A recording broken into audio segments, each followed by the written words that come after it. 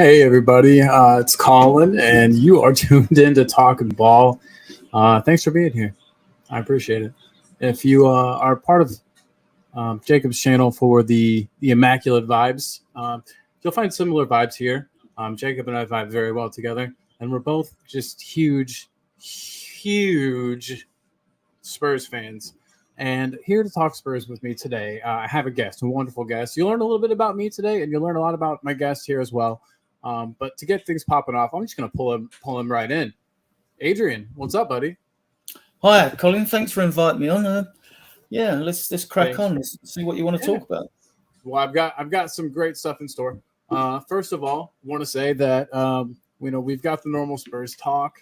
We're going to do the normal thing. I've got some talking points. But I think to get stuff started, to get everybody going, we're going to start with a little Spurs game show. And I think you're familiar with it, Adrian, but I'm not sure that our viewers are familiar with it. But I'll kind of explain it a bit. But this Midwestern guy right here transforms into your show host named Buck Funkley. As Buck, I take you on a journey where we choose between two Spurs players. We keep one. We send one away to West Ham, i.e., the underworld. So we're gonna play, and I hope everybody is ready for what this entails. It's something. So buckle up, everybody.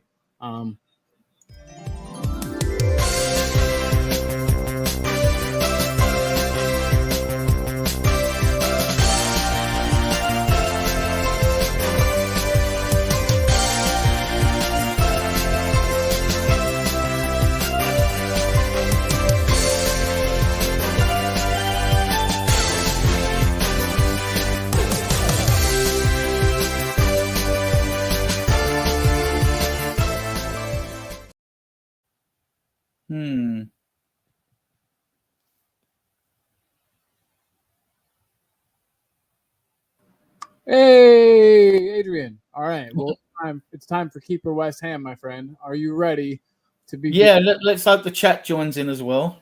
Yeah, of course. Yeah, and that's the whole thing. Everybody in the chat, you are free to join in. I'm your host, Buck Funkley, and we're going to get straight on into this. Okay. I bet this is not going to be easy. He's a Southern gentleman, and hey, these are going to be some good matchups. So we're going to start out with one that kind of it takes me back a little bit, and hopefully it will for y'all too. But it's Clint Dempsey versus Nasir Chadley. You got to keep one, and then you got to send the other one to West Ham. And this is players in their prime, Adrian. We got to remember it's their prime. So who do you keep? Do you keep Chadley or do you keep Deuce Deuce Dempsey? That's pretty lame. He gave himself that nickname. I'll never not make fun of him. He's a silly guy, Deuce. What a strange man. He was a Belgian, Chadley, I think, wasn't he? Chadley, yes, he sure was, and he was like a budget Cristiano Ronaldo or Gareth Bale, just in the way that he would cut in and score those curling shots. He was quite good at that when you needed a goal late on. But then you got to think about Clint Dempsey and the goals that he scored for us, and helping us win at Old Trafford. Or did we win or did we just get point? I think we won. That year, we beat them at Old Trafford and tied at home, and he scored in both matches. I mean, they are both important players, and at times, I know for a fact that there are times that, Nasir Chadley, Nasir Chadley. He scored for us in quite a few games. Like I said, as a substitute. I don't have any really good examples, but I know that there was one where I think it was against Arsenal, and he shushed the crowd, and he got a yellow card for it. That gets him hero status to start off with, then, yeah. Absolutely. So it's tough. Do you have? I don't know. Just for everybody in the crowd, again, this is Clint Dempsey, Nasir Chadley. Similar time frame on these players and when they played for us, but yeah, we'll see before I make you choose, Adrian. I'll let you hear out. Everybody in the chat. Mm-hmm. Chris Peters likes Chadley. Who else we got? No one? Who else we got here? That's the only answer so far. But Chris Peters, so he says Nasser Chadley worked well with Mason. That's 100% a fact. He definitely worked well with Mason. They were perfect together, and he got the best out of Mason, which arguably wasn't that great. But anyway, yeah. So far, everybody here chooses Chadley. Well, we got Bobby K in the house. Gosh darn, Bobby, hey, come Bobby. on. I don't know who Bobby. this calling fella you're talking about is. But this is Buck Funkley here. And let me put in the invite. Bobby, click the link and come on. But yeah, come on in, y'all. Can talk about links there, Bobby. Come in. Everybody, and hey, if you haven't hit the like or the subscribe button, please do that if you don't mind. And anyway, everybody, we need your answers. We got blessed up. We're getting blessed up to you, clinical. I can't remember how long this guy's a City fan, and he's on here. He's showing love. So I just want to say what's up to clinical. I'm sorry, Adrian, I cut you off though. What were you saying, Buck? I can't remember how long each of them were at the club. I'd probably go for the longest serving player. Chadley was here longer. For that reason alone, I'll go for Chadley. It's hard to remember, yeah. I'll go for Chadley on that. Dempsey says that Chadley reminds him too much of Bobby K. He reminds me more of Jacob with their nice southern drawl. Clinical, yeah. Hoping hey man, I'm hoping we do the business too, and I have a good feeling about it. I don't know why. It feels possible. They're playing tomorrow. PSV. They've got Arsenal got PSV at home tomorrow. So yeah. Everyone will be watching that, looking for clues, but you're not going to gain nothing. You're still going to be nervous going into the game because both sets of fans, they hate the North London derby. Truthfully, they hate it because of the pressure that's involved with it. And the release of pressure comes if you don't lose, basically. If you draw or win, even better. But as long as you don't lose. Yeah, exactly. But we're gonna smash them. We'll be on in half hour, Bobby. I'm staying up late. Help Colin out. Yeah, let's do it, Bobby. And hey, you guys, just real quick, Bobby, you haven't answered the question. That's fine. Scott M though, Chadley. It seems like Chadley is the choice. I think everybody forgets that Clint Dempsey really did help us do some amazing things. Like I said, get points against United at their ground for the first time in however many years. Okay, so second one here. Are you ready? Here we go. Gareth Bale versus Jurgen Klinsmann.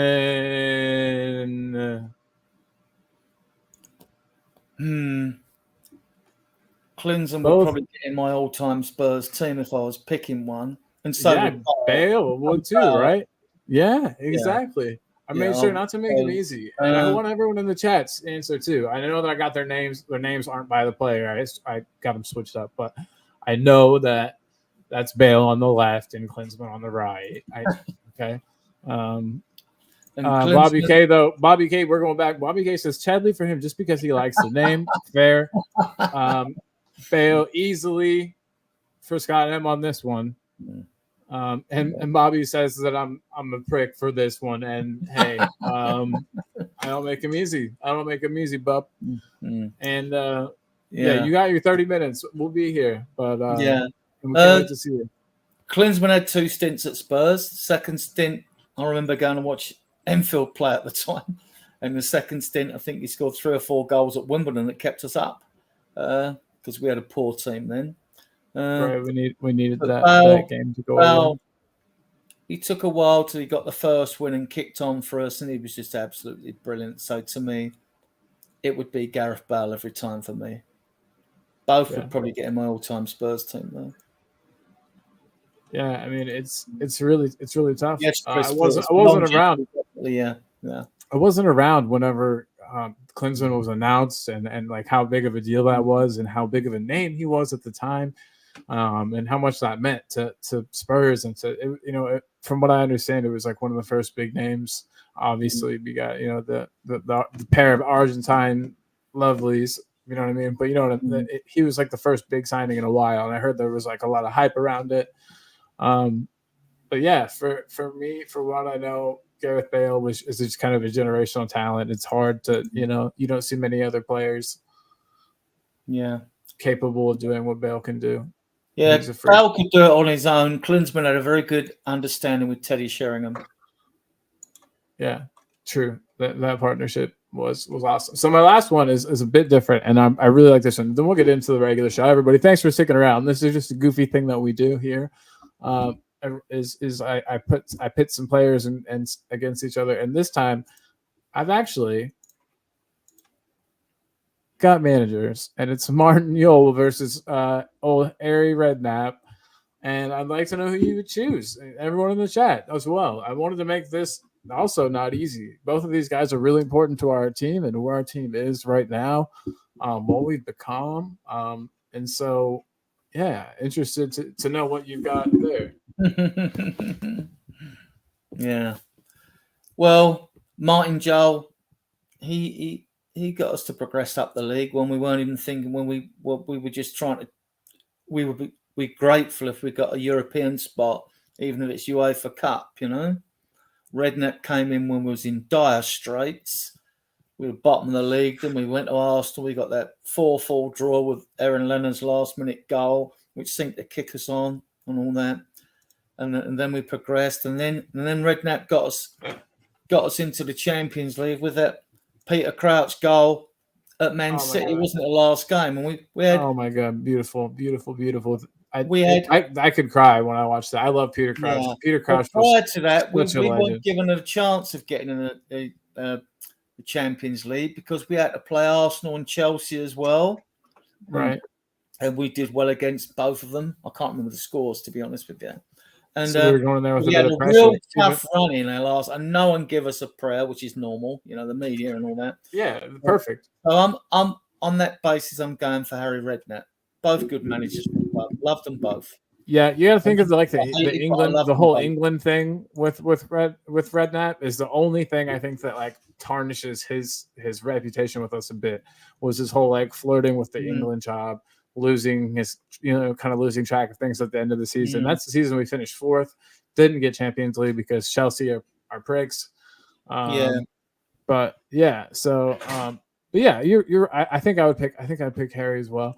He was Bobby K, I just wanted to highlight. Bobby K says, Martin Yule for me, first manager that I saw Spurs finally play good football under. Harry is a gem, but the way that Yule got canned, at halftime during a match, yeah, that's no good.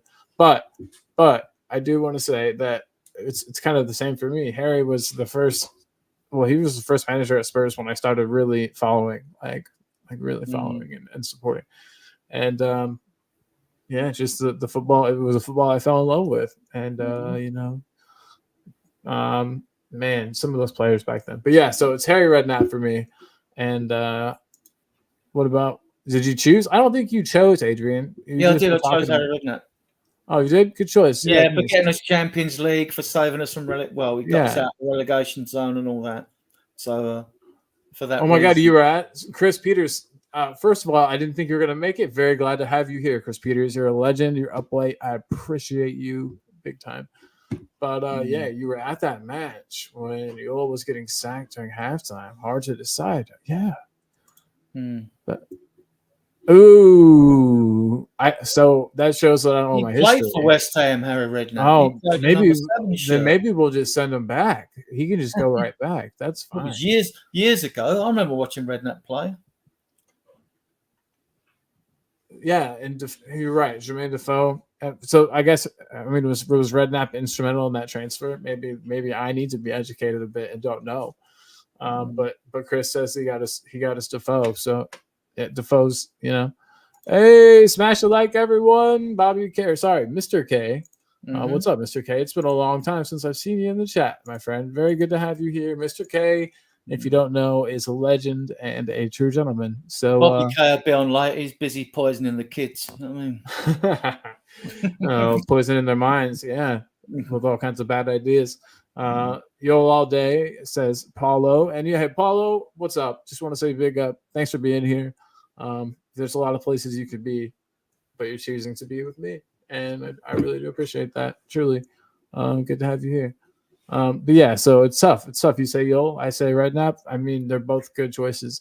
And I like that I wanted to just throw this back up again. I like that our manager now, if you'll notice something about these guys, they're both pretty round and their faces are pretty round.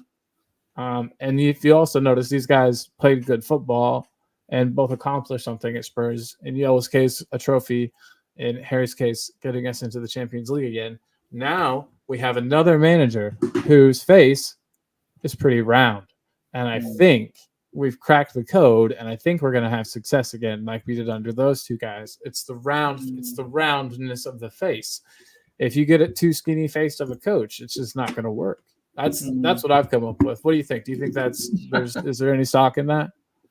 I just think through history, I think it feels like destiny how Ange has ended up with us. I think we spoke about this on a previous podcast, Yeah, and so that kind of runs right into a point. I was going to save this for towards the end, but so we give Daniel Levy all kinds of shit for all the shit that he does that's shitty all the time. You know what I mean? And rightfully so. That guy deserves it. He's but what do we do when he does something good? Like in this case, appointing Ange Postecoglou.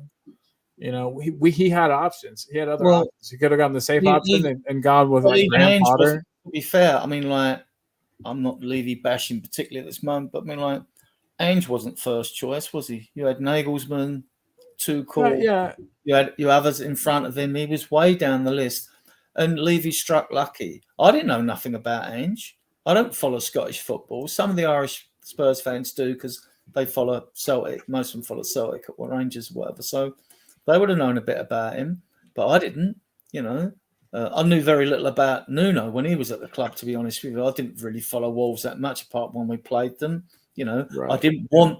I was one of those that didn't want Mourinho or Conte because I just knew they weren't too dares to do and they weren't the right fit. So and when fans were talking about getting win now manager in, I think that's a lot of the younger generation that were going for that because they were desperate for a trophy. But I kind of was baiting Scott. I was kind of baiting Scott with this question, so I'm glad I got this response. Ange has achieved nothing. Levy doesn't get credit for anything at this point. Fair. I guess you could say fair. I mean, we're playing good football. That's that not. I know that's not the end all be all of things. And if we're playing football all the time and losing, then what's the point? I get the arguments, but what's wrong with being happy about? Football has always been Spurs DNA. It's always been Spurs DNA. And when you play good football, if you lose, the fans will forgive you and they'll keep turning up because you're playing good football. And then what happens? You create the atmosphere at the stadium, which has been missing. That's been missing apart from when we played Man United and Sheffield United. I mean, it was fantastic at the ground when I was there for that game. You know what I mean? I mean, the atmosphere around the back of the South Stand was brilliant. Yeah, and we don't know. And Paulo, very, very good point. We don't know for sure that he was not first choice. I mean, there's got to be smoke and mirrors and smoke screens and things put out there. He could have been first choice. Well, I don't know. We'll just never really know. Who's due to start was interviewed and couldn't start because Man City kicked up a fuss over his garden leave in the City group. He's Australian, so you could there might be a tenuous link between him and Ange through that, and they might be bosom buddies or pals, or they probably have met in the past. No. Oh yeah, so countrymen, fellow countrymen, and they part of the City group. Yeah, we can only speculate on that. So it looks like there would have been a link to bring him in. Whether Scott Munn wanted him earlier when he was asked if he'd take the job on as chief football officer in charge of the whole club, basically. Right. It hasn't been confirmed, but I suspect it was. Yeah. I don't know. Something to think about. And hey, Scott M, again, hope you're good, man. Hope you're having a great day. Hope Canada is treating you well. Thanks again for being here in the chat. You're ever present, and I appreciate you forever. But you said, something good comes out of it. It doesn't change what's happened for the previous 23 years. And I'm not saying it should. I'm just saying we gotta say good job on the good thing if we're gonna say bad job on the bad things. and I'm speaking of it in present terms, like right now, like not, But anyway, you get what I mean, Scott. You get what I mean. Bobby, though, it's hard to argue against Scott's point. Yeah. Yeah, and They we're were on just the kind list, of all of backing them up were what on you the were list. saying. Right, yeah. Oh, so then, sorry, I'm not trying to start beef. So, so we've got a lot of differing opinions, and as a Spurs fan base, I mean, it's everywhere. A lot of people see things differently, but I think most people at this point are very happy with things. And we all could start with that match, for the weekend against Sheffield. Kulusevski has a right foot indeed. You saw it, that goal he scored. Yeah, he took it well. He took the touch to the side, did it, and then put it between the two players into the corner. It was a nice goal. He had a good game. I mean, but he's still Marmite to some fans. I highly rate him. I think he's an integral part of Ange's team for what he gives you, even when he's coming into a bit of form now. He scored for Sweden. He's doing well. He holds the balls. Ball retention's good. I see him as a future number 10. Some fans I know see him as a number 8. I think they would like to see him move a bit inside because then you could put someone. He's not slow. No, but I was going to say his obvious. If you're talking someone like Brennan, who's second fastest player in the league, then you might want him on the right. We've got to see how these permutations of the front three work out. We're very early into the season, We've all had the discussion about, if Richarlison plays, you play Perisic. But I don't think you play Perisic from the start anyway, because he's not great. Yeah, he comes on late for crosses. And I think he's more effective as an impact substitute. So then that would mean that does Richarlison start? We saw during that game that we all knew that Sonny struggles sometimes against a low block because he needs a bit of space to run into and things like where it's not too crowded to be at his very best. So even so, I made Decky man of the match. Others would disagree. Some said Basuma, which isn't a bad shout, to be honest. Other than that, I would have given the rest of the team 7. All of them 7. Because that's fine. I'd say that's not harsh. That's fair. I mean, I tend to be a bit. If I was going to be a bit more generous in my marking, if we'd have won 2-1 away from home, I'd probably up them 7s to 8 because you're playing away from home. You see, so if anything, if there's anything, I'd tend to be a bit more generous with my player ratings away from home because in theory, it's harder to win away from home unless you're playing a team that's been playing that badly, Definitely, for sure, and I get it. And you're not being overly harsh. I think your ratings are spot on, to be honest. And I'd tell you if they weren't. But Chris Peters, though, he says, he would love to see him in the center. Same as you there, Adrian. So that's, we've got some agreement going on. Well, because he holds the ball up so well. When you see him against Brentford, people struggle to get the ball off him. Right, he's strong. He's a lot like Kane. He uses his body. He's super smart. Score goals. And do you see the Kane similarities in his style of play? I know that sounds stupid of me to say, but they're really the way that he shields the ball, very Kane-esque. He's a super smart player. I'm really excited. And you'll need him at Arsenal because, Ange will go for it. And if we've got the weakness in their side is in our right-hand side, you've got to play Porro Emerson. Porro's very good going forward. The killer balls against Burnley for that goal for Son was brilliant, right? But he seems to lack a bit of concentration and get caught flat-footed when the other team are on the break. And he has got pace to counteract that, but then if you play Emerson, he's better good defensively, but in the final third, his final ball's not all that, unless he's going to up his game even further. And we don't know if he's got a higher ceiling or not, So right.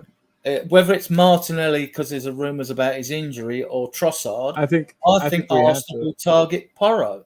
So I'd like to I think Emerson's going to start. To be honest with you, Adrian, I think Emerson's going to be the one that's. You could be right, but like Ange he's not a faint-hearted manager. He'll go for it. No, I know what you're saying, but I think that Emerson will be given license to go forward and to play the way that we play and play the system. But I don't know. Everyone in the chat, what do you think? Do you see at right back Porro as a more attacking option, clearly, or Emerson slightly more defensively solid, not as good going forward, obviously.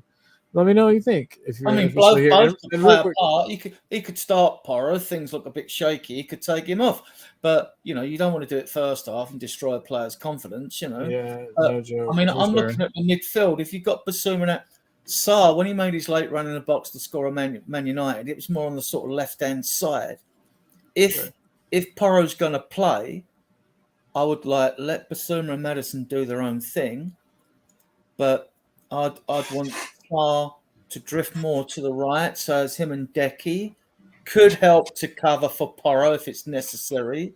Because on the left-hand side, I think we're okay, but we'll have to wait and see how the team's set up. I just got word from Ange. That was Ange Postecoglou who just called me.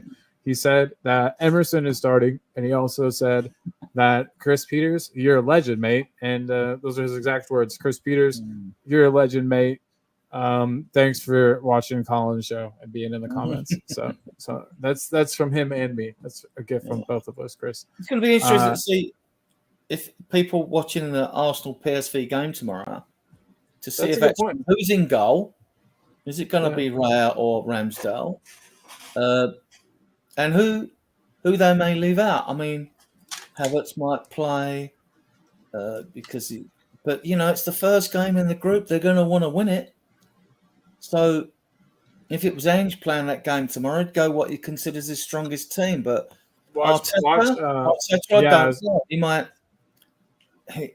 he might start off with a few changes and leave the big guns on the bench. Will Saka play tomorrow? Would he rest him for Sunday's game? I mean, good, all good questions, and I'm excited to see too. You make a good point. That's another thing I need to do. I'll be working, but I can put it on in the background or something. At least check the results. Those are all great questions, and I think you're right. It plays a lot into our match with them. Obviously, I think that they are going to go into the match thinking they can win. I think a loss would be pretty funny, but I don't know if that would then lower their morale and make them easier to beat, or if it would galvanize them and make them be like, okay, we can't lose 2 in a row, especially not to Spurs. You know what I mean? It could go either way. I think it could either make them play better or worse at the weekend, depending on. I think they'll beat PSV. I just want to see how difficult PSV make it for them. Maybe they will. They definitely could. They definitely could drop points. But hey, real quick, this is my mom in the chat, Julie Severs, telling me I'm full of beans. You're full of beans. So yeah, and then playing Havertz will be like playing Pepe. God awful.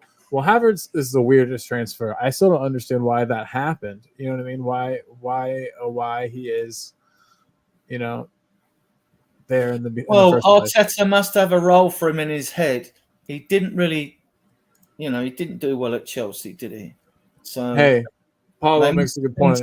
In him, they must have seen something. They would have done their database analytics. So maybe Havertz is just out of form, and he might suit the Chelsea system because, Chelsea, I mean, yeah, for sure. Chelsea was so disjointed last season. We were, but they were as well. They paid a pretty penny for him, and so far I haven't really seen what he's going to do. But maybe Pep Jr.'s got, like you said, a plan for him. He probably does. But okay, so a good point made by Paulo. He says, let's worry about us and not them, and I think you're 100% right there. But another thing that I wanted to kind of get into, I'm jumping all around, but that's totally fine. It happens. Are we getting a little too carried away with our good start to the season? Normally, I would say that is a pessimistic point of view.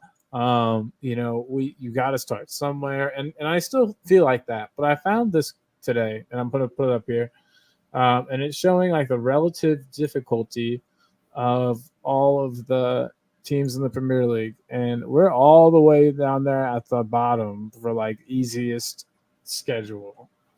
As they go up into the red. Well, but this is to me, this is just total BS, and I'll explain why. Yeah, I mean, I don't know how they collate the data to come up with these stats. We know a lot of the media and our rivals and one always wants to put us down, and they say it's easy. Really? I mean, like our first 4 games, we played 3 away games. We were away at Bournemouth and we beat them. Chelsea couldn't beat them with their billion-dollar team, and they drew there, right? And the teams in the lower echelons of the Premier League do not stay in the Premier League on their away form. They take big scalps at home.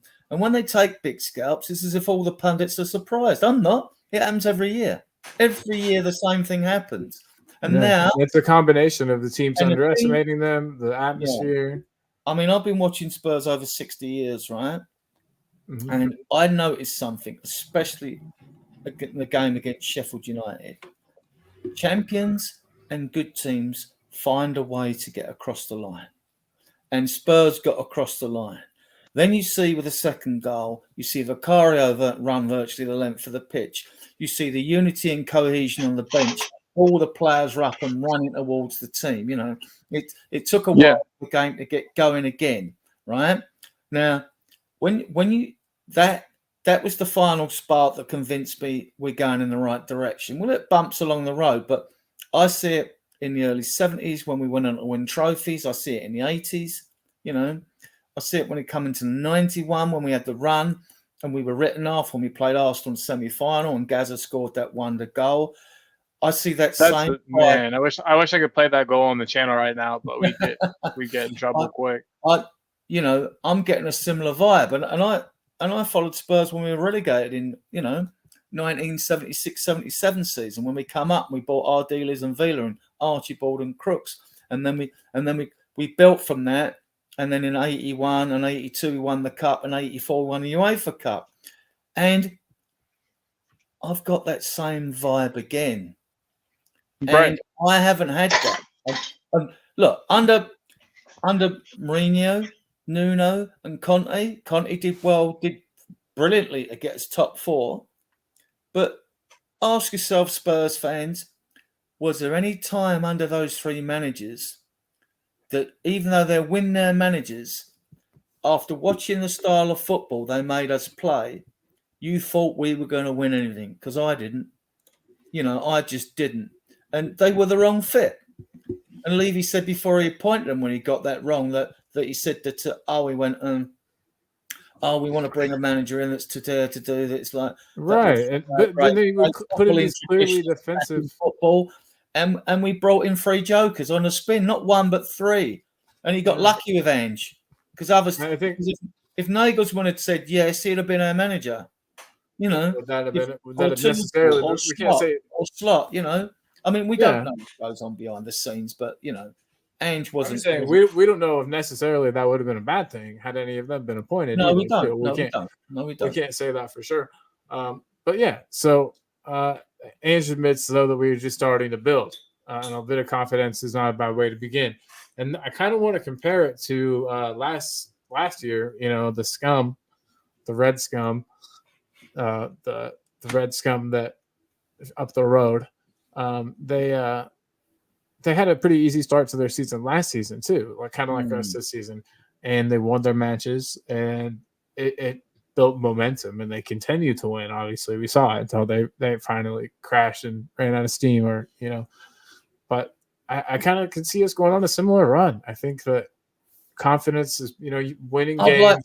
I'd like the FA Cup. We've got every chance of winning it, though. The worst it is, we can beat anyone on their day. But when you look at the league and people say, European football, more negative fans might say we finished 8th, 7th, or whatever it is, or end up. No, we'll get Champions League football. And I based it on the fact, right, that last year Liverpool got 5th with 67 points, right? This year, 5th gets you Champions League football. We got the extra spot.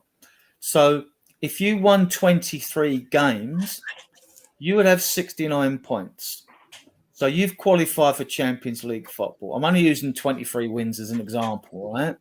That in theory would mean that you could lose 15 games and still get Champions League football. I don't see Spurs throwing away the way we're playing at the moment. Unless there was a disaster and half the team got injured. I just don't see, and we got a chance to buy in January. I don't see Spurs throwing away 45 points, right? I agree. Yeah. Games this season. So, right. And you look at the others. Chelsea haven't started great. Man United ain't started great. Newcastle haven't started great.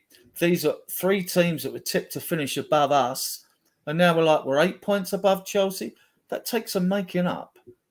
I mean, it takes some making up, So, Postecoglou's continued his impeccable home record. No home losses with any team in like 50 matches. Games, isn't it? It's an amazing record, isn't it? Yeah. Keep that amazing up. Keep that going. He seems to have the Midas touch. I mean, I was probably like most fans in the stadium. I'm at 60 minutes. I'm looking at the bench thinking like this is when he makes his substitutions, but he didn't. And it got later and later, and every minute was like an hour and we're a goal down, you know what I mean? So you're thinking like, oh damn. Real quick. Yeah. And then I was gonna say good night to Chris. Chris, good night. Thank you for being here. We appreciate you. Thanks for coming on. Adrian, I appreciate having you here chatting with us, bub. Have a good one. Thank you. Mm-hmm. Okay. But back to sorry, I didn't mean to interrupt you. He was just leaving. No. So then he makes the subs, 5 subs. Højbjerg comes on as hand in the goal.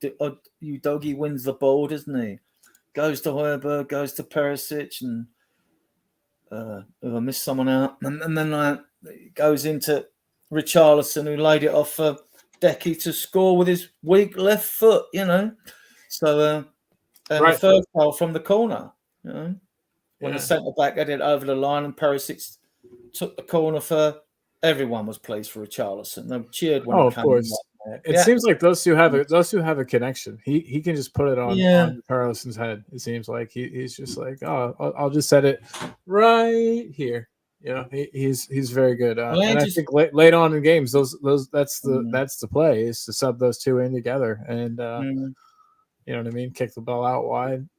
Throw it in. In Ange, we trust whatever he's doing at the training ground. Keep doing it. Because while we debate as fans what players we like and dislike, who we want in a team and who we want to start and not to start, blah blah as usual, yada yada yada.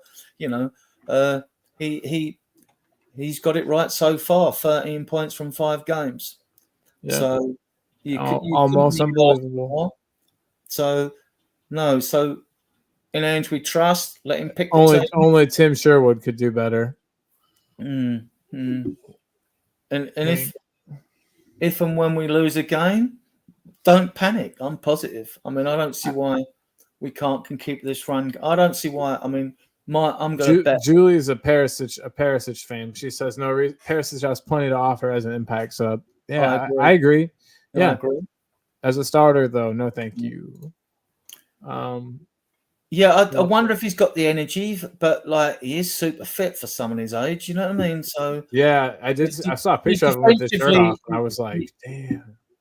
Last year, mind you, this system might take a bit of pressure off them. Defensively, last year, whenever we played him, I thought. I mean, fans weren't raving about Perisic last year, and he had 12 assists. Right. So they were more questioning his defensive capabilities, winning the ball back, and all that, and not being so hot at that.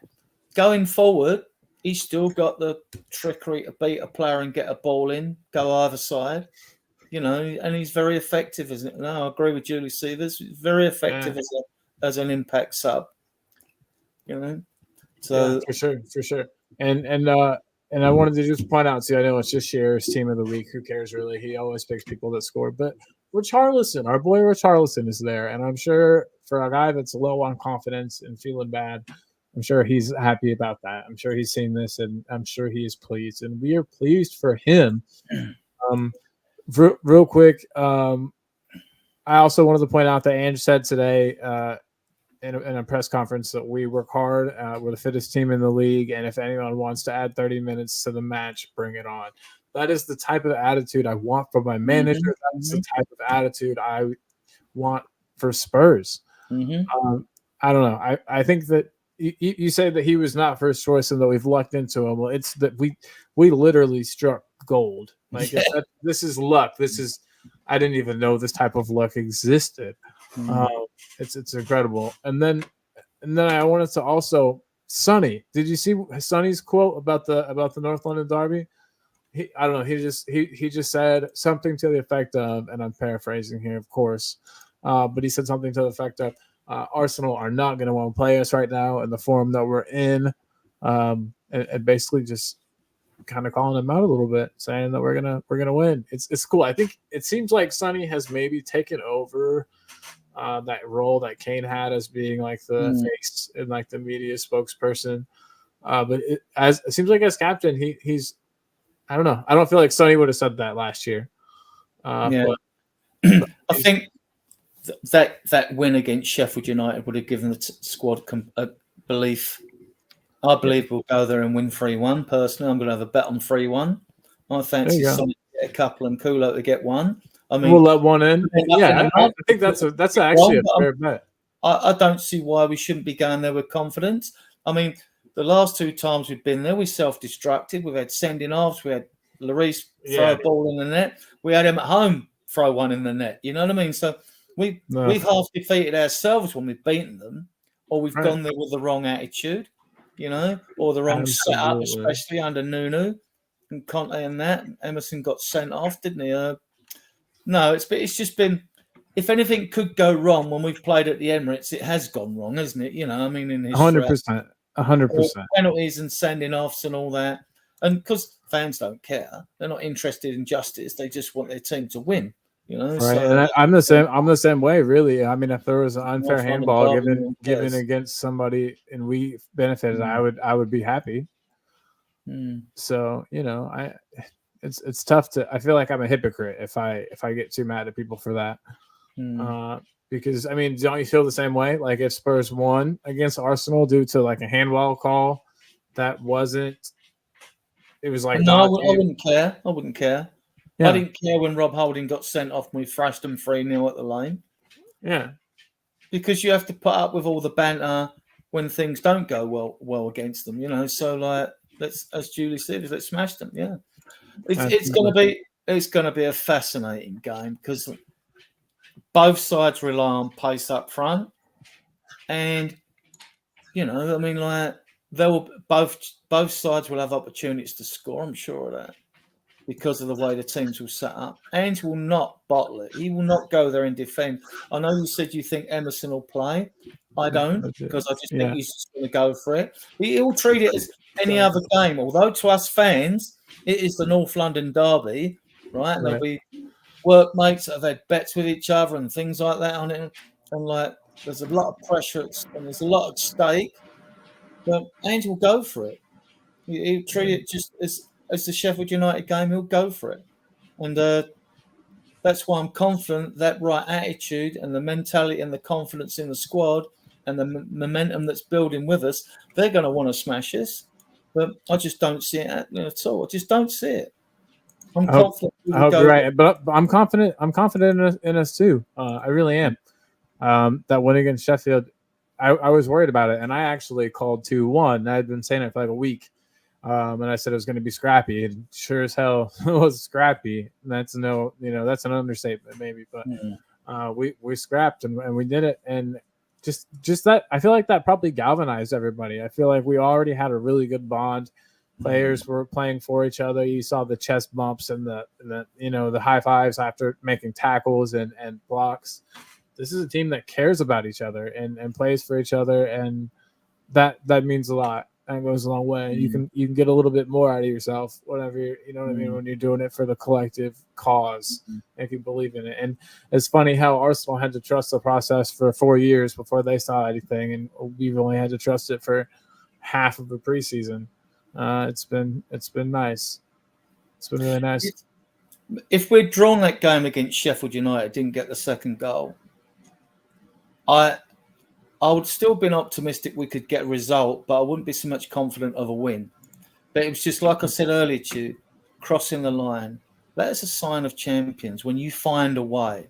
So like you said earlier, the squad will be confident they can find a way to beat Arsenal, and I believe we will. It's long overdue, so their fans will be thinking, "Oh, they haven't beaten us here for when's it going to happen?" That'll be in the back of their minds, you know. They'll be thinking, "Oh, and they're playing well now." Oh, so see, we're the away team, so in theory, we shouldn't be the one expected to win because they finished second last year, you know. But their fans will be quietly bricking it, whereas Spurs fans are the move rightly bricking go. it. Let's do them. You know what I mean? So yeah, 100%, 100%. Yeah. So the last year we would have found a way to lose that game. Exactly. She's talking about the Sheffield one. Yeah, 100%. Yeah, definitely.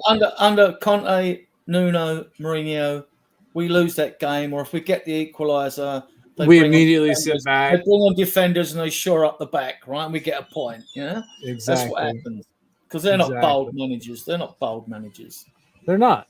We finally have one in Postecoglou, and it feels so good. So basically, hey, there was one more thing that I wanted to talk about. Oh, okay, and it's just two things actually. One, random, but I just have to tell somebody, and I don't really have anybody else to talk to about this type of stuff. I want this guy on a free transfer. He's currently signed with no one, and I think he'd be a lot better of a backup goalkeeper than, frying pan hands Forster. What do you think about this? He's would be totally free. We could sign him tomorrow. But I don't think we could register him. But you know what I mean? Like, I might be a bit controversial here, but Forster's. I mean, I actually believe. What for this season you're talking about? Well, because I actually believe Lloris is a better goalkeeper than Forster, even for sure. Yeah. Do you think? Okay, then that's a better question. Then, do you think that Lloris, if this be the backup then? Well, he's with us to January minimum, isn't he? And then he can sign with any other club, as can Dyer. So, and I think that they'll have their agents out there looking.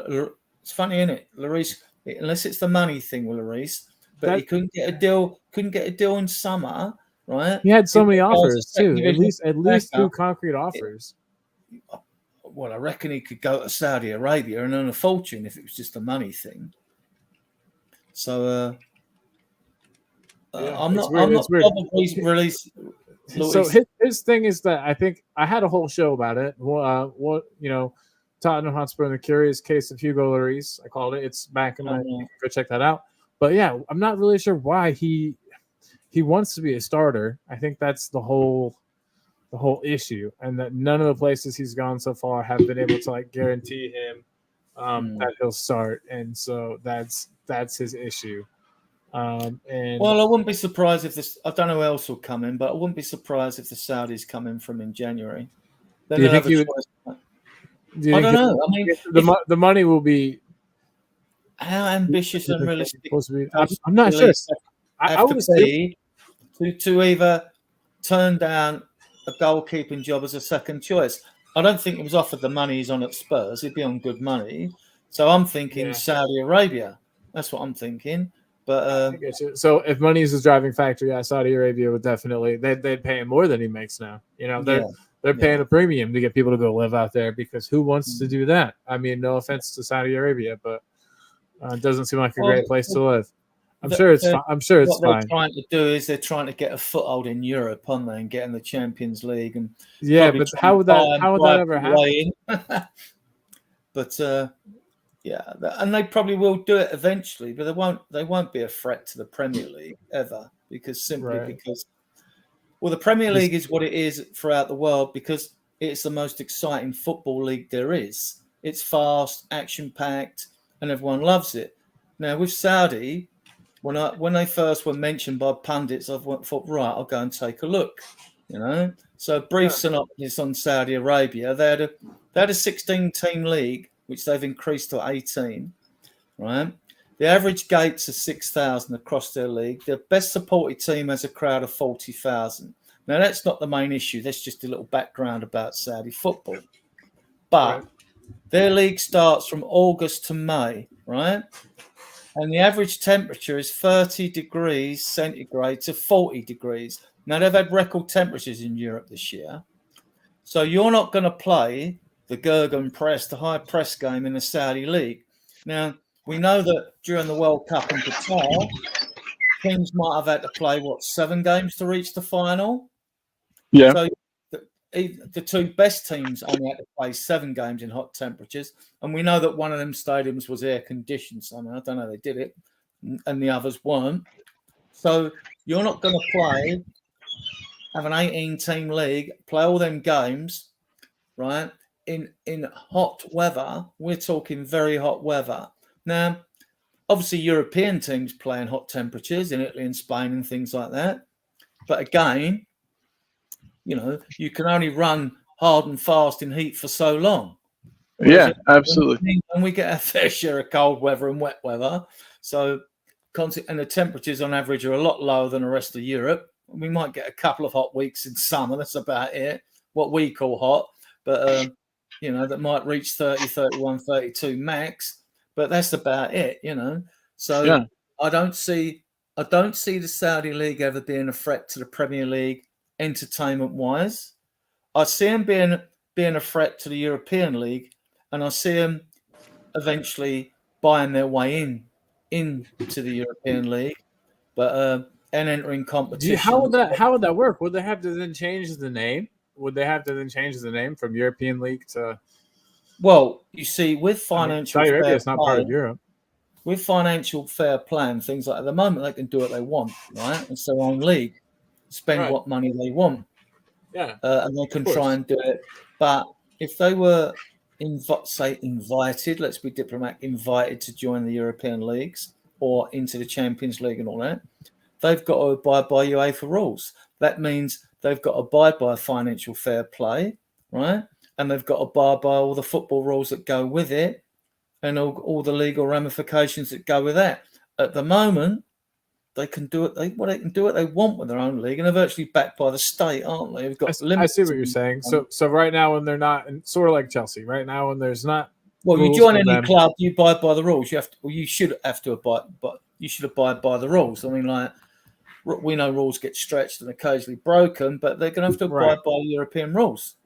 That's I get what you're saying, 100%. So right now they're not, but if they join, they'll have to, and they're taking advantage of it now by spending gross amounts of money before they're restricted, and I get that. But hey, but let's bring it back to Spurs and North London Derby. So we're getting ready to end, getting ready to cut this baby off. But I just wanted to ask you, what's your favorite memory? Could be recent, could be long, but just favorite North London Derby memory.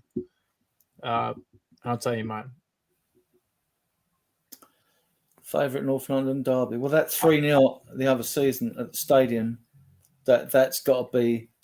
It's the most one that's the one that Sonny scored the first one. Sonny scored the first one from way outside. Yeah, that was beautiful.